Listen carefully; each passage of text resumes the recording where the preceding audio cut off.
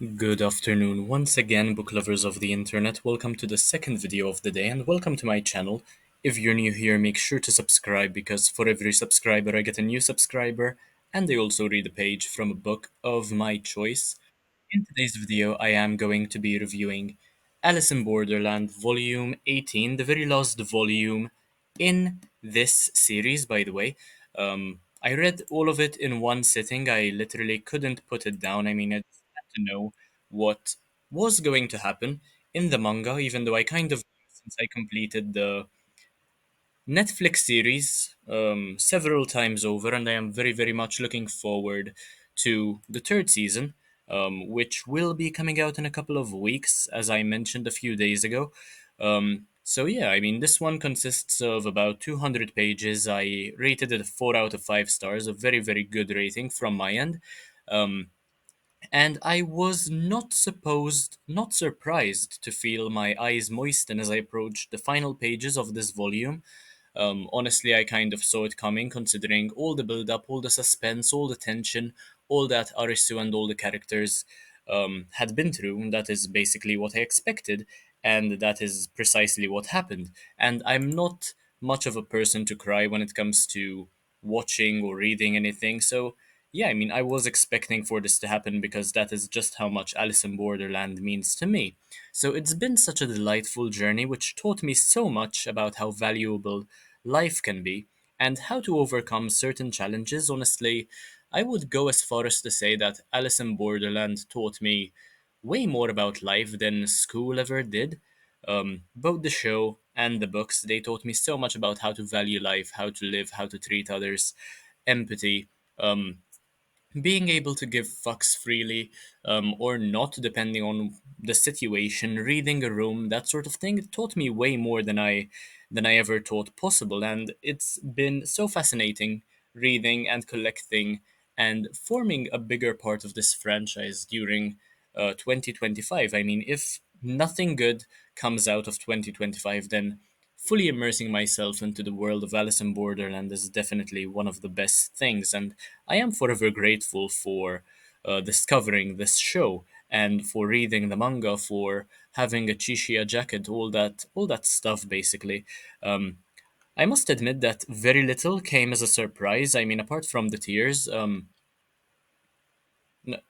come to think of it, the tears did not come as a surprise either. But yeah, since I watched the Netflix show prior to reading the manga volumes, I kind of knew what was going to happen anyway. But Mira telling Arisu that life is just a game and that we should simply enjoy it broke my heart still, because it really resonates with me. I mean, on a personal level, and I'm sure that many, many people watching this video um, will consider to live life as though it's a game as well, now that they have heard this lovely quote. I'm sick of people taking life so seriously and not appreciating the present, but rather worrying about the future and dwelling over the past. I mean, the present is such an underrated thing, and Mira is honestly such a brilliant villain, and the way she drugged Arisu was a horrible thing for her to do, considering how she just shrugged it off. It was just a part of the game for her, and Arisu did not really consider that she would poison or drug him in any way. So, unfortunately for her, Arisu's love for Usagi proved bigger than his concern over his own life, and that is how he managed to win the game, ultimately. They did not make a big show out of Mira's death, honestly, just a laser through her head. It was a much bigger deal in the show rather than in the manga series, just a bit of a difference there. And yeah, I mean, it's a beautiful thing to, in several ways, to consider how pure a connection between two human beings can be. That he was literally dragged out of depression, and that even though his survival instincts were no longer there, his connection um, with Usagi was bigger than anything else in the world at the right moment. So I found it to be rather strange as well for a chapter to be called Joker when he doesn't really play a role anywhere in the series, by the way. Perhaps he is mentioned here and there, but the way the show did it was even better than it is done in the book, with the cards flying off the table and the Joker card just being there. The manga series didn't do it as well. As it turned out, Arisu did manage to leave Borderland and discover that all the games took place in the minute he was technically dead for. So yeah, all of that happened in 1 minute. It took me several months to get through the series, but apparently all of that was just 1 minute inside of Arisu's head. Same with the other characters we have grown to love over the course of years, I suppose. So such a series really taught me how reality is what we make it out to be, and how in truth we all have different perspectives of what we agree to be reality, and that is something that we must accept, which is why it is so necessary to keep an open mind wherever we go and with anyone we might encounter, because we don't have a choice over what another person's reality might be. They are the ones in charge of their own reality, their own perspective, and all we can do is try our hardest to understand what others are going through, I suppose, and still we will never have a clear a picture as they do, because our own perspectives come in the way. So I really enjoyed how Arisu's faith in life seemed to be restored after such an ordeal, as was the case with many of the characters whose journeys we followed over the course of these 18 volumes. I mean, thinking about it, 18 volumes is quite a lot, honestly, and every one of them basically really taught me something, even in the ones where much did not happen. Um, I was thinking about all of this philosophically, the way the characters interact with each other, the way they think, the way they ponder over the value of life. I mean, it really did teach me a lot. Reading the series was certainly a thought provoking experience, which I would recommend to anyone, honestly. And in retrospect, the whole Meteor thing was hinted at since the very beginning, yet I would not have picked up on it hadn't I watched the show. So if you take a look at the very, very first volume, I even marked it with a bookmark just to show you. There is this page over here where our planet is struck by a meteor, by the way. Fantastic foreshadowing, by the way. I doubt many people would remember that from the first volume by the time they get to the very last one. So, yeah, honestly, we should have known all along what the cause for all the games was and how the characters came to live in Borderland. I am still uncertain, by the way, as to whether or not I'm disappointed with how it ended, considering that the characters who grew so close in Borderland now hardly seem to know each other, but at the same time, Arisu and Usagi still seem to be in love.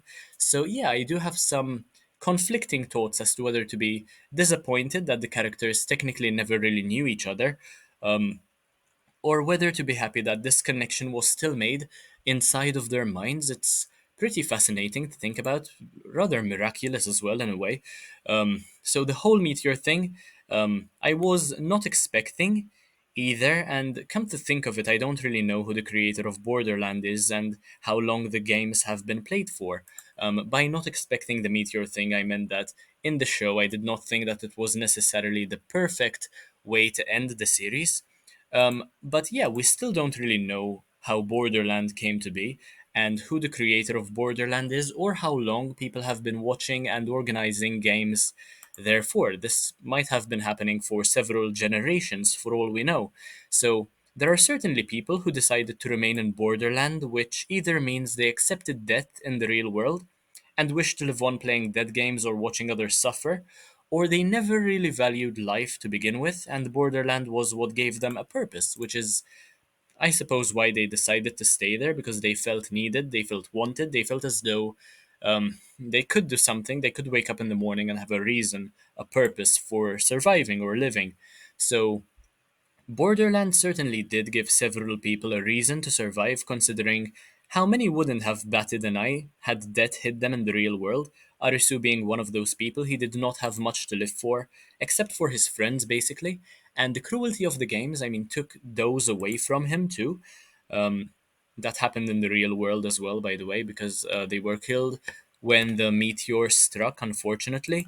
So I feel as though the Joker character could have been explored better, and I don't quite understand why the series had to come to a close so soon, the manga series, and I am indeed very, very grateful for the fact that we're getting a third season of this fascinating Netflix show, um, because, yeah, there is so much more to explore within the series, so much more we have yet to learn, and yeah, I don't want this to come to an end just yet. I hope that Haro Aso and the creators of the show just continue putting in all the effort they have, um, I don't care how long it takes, as long as the games are interesting, the concept is still valid.